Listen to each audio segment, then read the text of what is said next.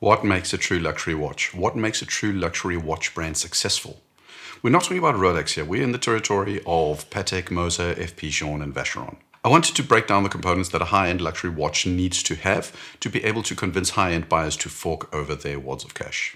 I did a video recently about the sub $1,000 range, talking about how incredibly hard it is to succeed in that range.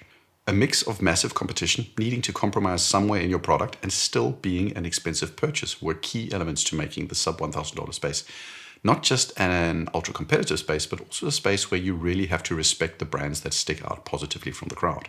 The high-end space, unsurprisingly, has very little in common with the sub $1,000 space.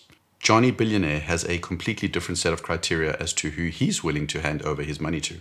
Overall, I think it is, in some ways, easier being a high-end brand, provided you have the capital. It's still hard work, though. Let's dive in. I'm ignoring marketing as a key to becoming a high-end brand. This is simply because everybody needs good marketing in the high-end and in the low-end. Marketing, regardless of your segment, involves you carving out a space where you stand out. And if you want to play with the big boys, you simply need to spend more to carve out that space for yourself. I think it's important to point out that these components to a high-end watch are not a bingo sheet. That means that you, as a high-end watch producer, don't necessarily have to have every single component on the list to have full bingo, but you likely have to have most of the components to really be a high-end watch producer that's successful. Some are must-haves, others are interchangeable. All choices have consequences. Starting with a no-brainer, materials are hugely important when it comes to designing a high-end luxury watch. For the most part, if you want somebody to fork over more than $30,000 for a watch, you likely cannot get away with selling plain steel. In the low end of watches and mid-range, all the way up to Rolex watches like the Daytona and the Yachtmaster and Titanium, materials are first and foremost functional. When you buy a $4,000 or $5,000 or $6,000 watch, you might convince yourself that you need titanium because of its anti-corrosive properties or its anti-allergenic properties. But in the high-end, materials are a differentiator and a justifier of higher prices. Very few people have a clue about what a gram of gold or platinum costs. But when telling someone you spent $50,000 on a watch and somebody asks, $50,000, was it made out of unobtainium? You likely prefer answering, yeah, actually it is unobtainium, rather than just stating that it's 316L steel. I'm not claiming that you can reduce it to showing off though, because it's not. There is a part in high-end luxury watches where special materials, gold, platinum, ceratanium, ceramic, sapphire, are there, if not to justify, then at least validate the acceptability of the price for some. More importantly though, and this is a common theme for the high-end, it's about communicating rarity and exclusivity to yourself. Having something that there aren't that many of or less of is part of the calculation. I was recently at a Christmas party and next to me was a platinum Daytona. Across from me was a white gold blue bezel Submariner, and 3 seats down was a Lange & Söhne Grand Lange 1 in platinum. I know what those watches are because I'm all the way down the rabbit hole, but the fact is most people don't know that these watches are white gold or platinum. There's nothing to show off. If it wasn't for the blue bezel on the sub, I would not, from a distance know that it was white gold. Potentially, the only person that knows it's a precious metal is the wearer. They know it's exclusive. Some individuals will tell you, but most won't. That exclusivity of that material that other people, other than those in the know, don't know about is part of the buying value proposition. Does that mean you can't make steel watches? Of course you can. But you'll notice that a lot of watches in the high-end will either go, the Patek route, where the gold watches are access models to the, on paper, cheaper steel models. There's such a demand for the steel models that the script is essentially flipped, and steel for that brand is almost more desirable and exclusive as a material. Alternatively, you go the route of Moser, where you choose to be so niche that you're likely not appealing to the broad spectrum of rich people, but rather a more, let's call them, refined or enthusiast style of buyer. I'd go as far as to say that if you're a Moser buyer, the odds of you being a true watch enthusiast are going to be far higher than a person wearing a Patek or an AP. The commonality, though, is the exclusivity that the product communicates. To be in the high end, you need to be technically good at something. We're not talking about hand engraving, which I think is mastery, but not technical mastery. I'll get back to elaborating on the difference later in this video. Now, technical mastery is like Richard Mille that builds ultralight cases. It's like Piaget that builds the thinnest movements in the world. AP that perfects a new technique to get a mirror finish on steel. Or Hublot, I said Hublot. They make full ceramic or full sapphire cases. It can also be movement innovations like Grand Seiko or enameling or Moses Vanta black dials or whatever, but Much like materials, these innovations serve the purpose of, to some extent, justifying the higher purchase price. The reason you pay for a Burmeister or name sound system in your Mercedes S-Class or Bentley or whatever is not necessarily because you are an audiophile. It's because it's the best and you're willing to pay for the best. That technical innovation, that feature, is something that provides justification for that exorbitant purchase. I'm aware that when I say justification, to some, it'll sound like I'm saying that rich people need a reason to justify their purchases. And in part, that's true. We all need, in some way, to justify our purchases to ourselves at all price points. But in the high end, the standards that the random rich person and the wealthy watch enthusiast have are incredibly high. Sticking with the enthusiast, they know what they're talking about. They expect the high end to be able to do something special and are not just swayed by a gold case alone. Something factual or objective needs to push them over the edge in terms of handing over that cash. When you go down into the Omega and the Rolex range, you'll see innovations as well, Spirec technology or a new hairspring. This also occurs in the high end, but the function of those innovations in those two segments are very different. For Omega, Spirec technology is a potential competitive edge in a space where accuracy is at a premium. Consider, on the other hand, the process AP uses to make steel have a mirror finish. People scream for accuracy. How many people are screaming for even more shiny? Not a lot. That technique is for bragging rights, for the ability to say we do something unique, something special, something exclusive. Man hours. This is where hand engraving and hand polishing and hand machining comes into play. If you buy some high-end sports cars, you'll often find that somewhere on the car there's a little plaque that states, Gunther Wissenschaft built this engine. When you buy a Van Gogh painting, you expect to see Van Gogh's signature somewhere on the painting. Art and the artist are in many ways inseparable. A white painting by me is called a living room wall. A white painting on canvas by Robert Rauschenberg sells for $88 million. Part of all this is about skills and talent, but for the watch buyer, that signature or that guarantee that this movement was hand finished is a sign that countless man hours went into the watch. Those hours have a value to the buyer that they're willing to pay a premium for. Just think of the reactions from enthusiasts when they were told that the dial on the Code 1159 was stamped, and so was the dial on the Patek 6007G. It's almost sacrilegious. Machines these days can do an extremely competent job of even the most detailed work. People will sometimes criticize AP for cutting corners when a part is stamped, but I would hazard a guess that it's not always cheaper to do some technique by machine. If Rolex does it, they're doing something 1.2 million times. The machine they use will definitely contribute to economies of scale, but potentially the investment in the machine, the mold, and the testing that goes into making the Code 1159 is likely not insignificant, and because they get produced in relatively small quantities, it's not a given that the dial is necessarily cheaper to produce on that machine. It's also not necessarily a given that the watchmaker can achieve a better result necessarily than the machine can.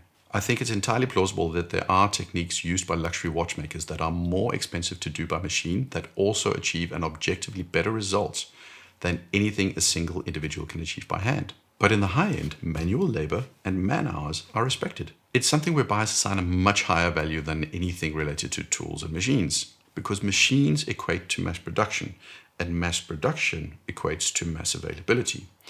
And what we're going for in this segment is the opposite of that. There are the man hours that are put in, but there's also the result. There's no doubt that a hand-engraved movement with all its bells and whistles can look very, very good. There's a subjective appreciation to hand engraving, enameling, and the like that comes with experience. For those of you that care about wine or whiskey, you'll know how you start to appreciate subtle differences in flavors that come from different production techniques, the specific environments that the ingredients have been grown in. You start to notice the differences right down to which casks were used. High-end audio is the same. At some point you can hear the spatial separation, the clarity, and that's when you start looking at cables that cost more than your first amplifier. Hand engraving and enameling and stuff like that are skills that to a large extent are an acquired taste. Very few people, I think, start their watch journeys with loving the movements. The back of the watch, the internals, they usually start being appreciated later. But just like wine and whiskey and high-end speakers, that refinement also speaks to skill. It says something about the watch that was made, but it also says something about you. Especially when it comes to movements, you have to remember that only you see it for the most part, and only when you take the watch off your wrist. You, as the owner, have to feel that you have evolved your tastes to appreciate those nuances, and knowing that an individual put that time and effort into that watch essentially for you has a meaning and a value to you that the watch producer has to show they can deliver on. If you want to be a high-end luxury brand, it doesn't hurt to have heritage. The Holy Trinity obviously comes to mind, especially in the West, but not confined to. We place a premium on something that has been around for decades or more. Why does this have value?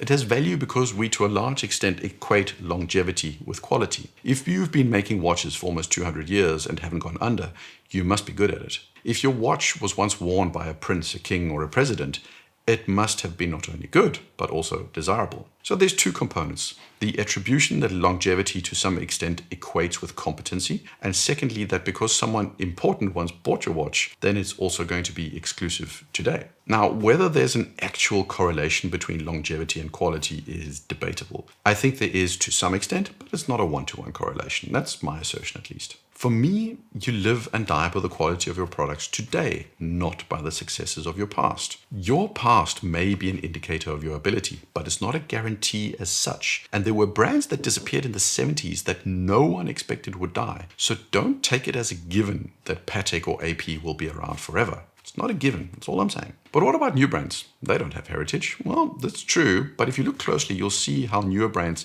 try to leverage heritage as best they can. Think of Recep Rishebi. I cannot say that name, I just don't know how. He's currently the darling of the watch world and is seen as a potential future Gerald Genta. Now, does he have heritage with him?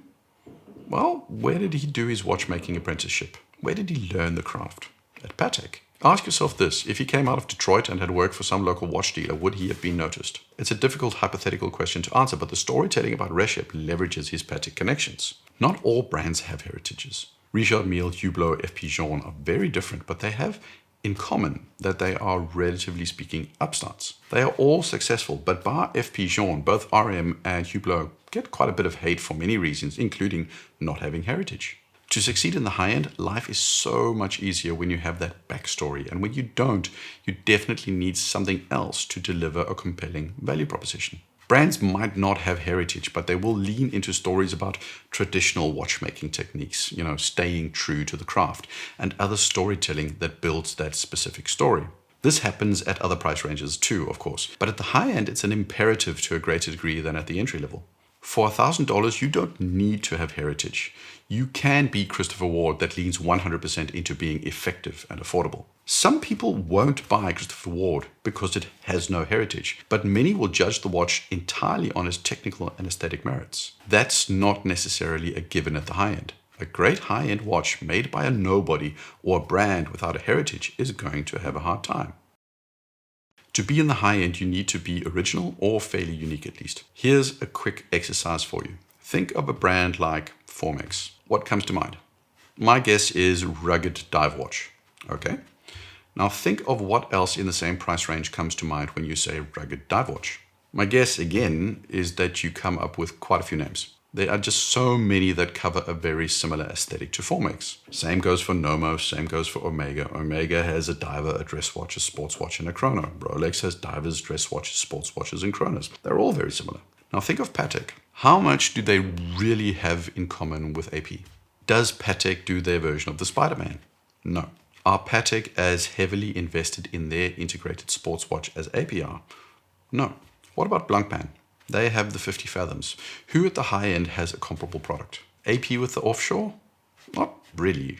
Ulysse Nardin maybe? Their watches have a very different aesthetic. Okay, how about Moser? They have an integrated sports watch like AP, Patek and Vacheron, but convince me that they are competing on the same playing field. Moser is about dials and simplicity. I don't think it's a stretch to say that the typical Moser buyer is very different from a Royal Oak buyer.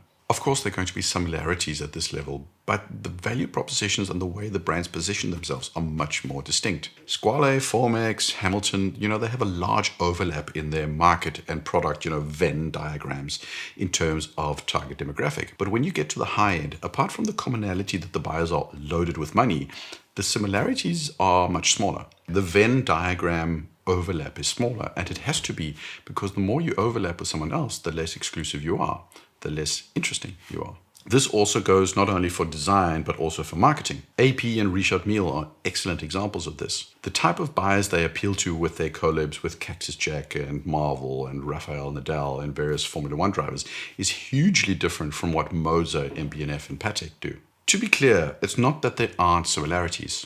MB&F reminds me of Uhrwerk. Jacob & Co. reminds me of Frank Muller. Hublot reminds me of Richard Mille, but overall part of that goal of projecting exclusivity includes also projecting uniqueness, difference. Longines and Tudor are competing for the exact same customers, just with different aesthetic options. Richard Mille, AP, and Patek are not necessarily competing for the same customers, but rather trying to carve out their niche to a far greater degree among an overall pool of wealthy customers. You'll see this in subtle ways. Think, for example, of the mid-range of $3,000 to $4,000 watches. Oris launched the Diver 65, followed by Seiko with the 62 MAS reinterpretations, Tudor with the black base, Vulcain also had a go. Masses of watchmakers essentially offering their interpretation of the same thing. Now, you do see that in the high end. A lot have integrated sports watches. Chopard, Chapek, Patek, AP, but even they are far more distinctive than, for example, an Oris versus a Vulcain. Look at the Holy Trinity. What was the key release from AP? It was an integrated sports watch, but blinged out or in ceramic. Did Patek push integrated watches this year? No. They pushed the 6007G and other more restrained models. At Vacheron, they had a limited release 222, which has very little aesthetically in common with any AP, and then a slew of dressy complication watches, and of course the overseas. The high end needs to be different as possible. Incidentally, I think this is partially why Vacheron doesn't do as well as AP or Patek in the minds of the consumers. I think sometimes the overseas is not a unique enough offering, as it's just a fallback option to many people that cannot get a Nautilus or a Royal Oak. Now, is it a good watch? Absolutely. I'm not saying otherwise. I think it's a fantastic watch. But I think in the eyes of the broad high-end consumer, it's not as exclusive a brand because they don't have as exclusive a niche. A lot of what they have just reminds them of other brands just with the Vacheron logo. I know that's an oversimplification, but I think that's one of the reasons why they have a tough time. They simply haven't carved out a strong enough niche. The high end needs to be as different, as special as possible. Looking like the rest is not your preferred path. I decided to coin the phrase popular exclusivity. In any other price range, the goal of the watchmaker is to be popular. You want as many people as possible to want to buy your watch. That goes for Rolex, Omega, Tudor, Sin, Nomos, Orient. You always want to be able to deliver to your customers and ultimately want to get rich by serving the masses. Now, in the high end, you also want to sell your watches to as many people as possible within reason, because you also want and need to be exclusive, to be desirable. If everybody can get a Moser, if everybody can get a Richard Mille, if everybody can get a Jean, then your product is not special. The materials are about making your watch special. So are the man-hours that go into it and the technical innovations that you show off. You also show off by doing your very best to differentiate, to not look like the other store next door. You also convince people of your heritage, if possible, or you do your very best to leverage the same arguments by rapidly finding a loyal aspirational following. Your uniqueness, your specialness is part of what makes your products worth buying. This is where it's fascinating to look at how Patek and AP have diverged in terms of positioning. They are 2/3 of the Holy Trinity, but in reality they could not be less alike. AP has leaned heavily into popularity as a driver of exclusivity. They produce very few high-end watches that they market massively through pop culture individuals to generate massive hype that ends up in creating demand that far exceeds supply. On the other end of the scale, you have Patek that has done almost anything to shy away from popularity, essentially to raise themselves above popularity, by discontinuing the Nautilus in steel and just letting their absence, their notoriety, their almost secretive approach to how you can get one of their watches drive an almost silent demand that maintains their exclusivity. I think the high end is fascinating because there's such a paradox between popularity on the one hand and exclusivity on the other. At every other price point, it's about getting people to want your watch and also ensuring that people can have your watch. But at this price point, even the richest of the richest have to work for it. And every aspect of the manufacturer's business decisions is geared towards balancing popularity against exclusivity. It's especially funny because when you look at Rolex, they have inadvertently done this for 5-10 years. They've been massively popular and hugely exclusive. But this is where you kind of see that Rolex isn't AP or Patek or Jean, where most people largely accept that you wait in line for those brands, Jean, Patek, AP. The world in general has still not come to terms with the fact that Rolex is hard to get. Why? Because Rolex at the end of the day are not in the league where people think it's acceptable. So there you are. You want to be a high-end brand? Be special. Be unique. Prove in some way that you have a product that is sufficiently technically deserving of that desirability and popularity. And then make sure it feels really hard, really exclusive to get that watch. Because you, as a brand, want to be special. Because when you're special, you can make your customer feel special. And that's key in this space. What do you think about the high end? Who does it best? Let me know in the comments. Like, subscribe. Cheers.